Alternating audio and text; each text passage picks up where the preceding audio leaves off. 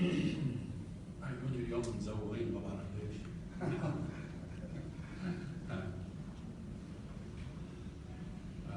بعد دراسة مقترح ترشيح معالي فضيلة الدكتور عبد اللطيف الحميم من قبل لجنة الإبداع والتمييز في الاتحاد الدولي للاقتصاديين والإداريين في دول الاتحاد الأوروبي من ضمن ملفات الترشيح المقدمة لاختيار شخصية العام 2016 المسؤولية الاجتماعية،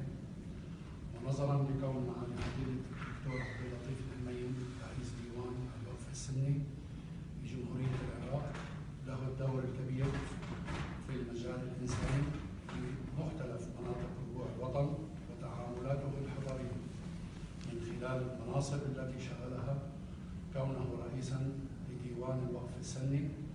ومشرفا على الحملة الوطنية لمناهضة الغلو والتطرف والإرهاب على الصعيد المحلي والإقليمي والدولي، ورئيسا للجنة إعادة النازحين في العراق،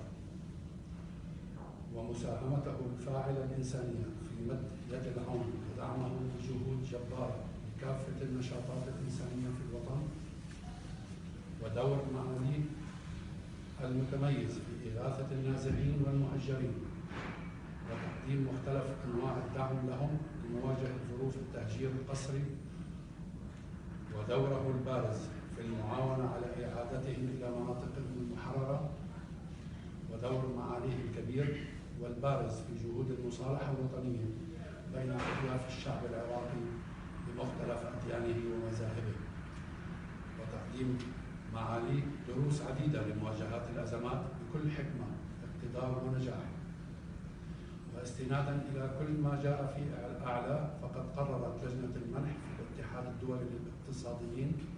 والإداريين في دول الاتحاد الأوروبي منح معالي الدكتور عبد اللطيف الحميم رئيس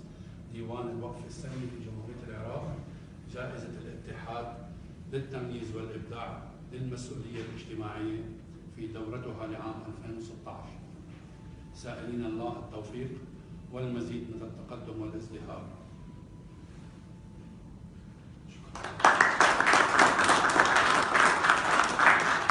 نشكر الأستاذ السيناتور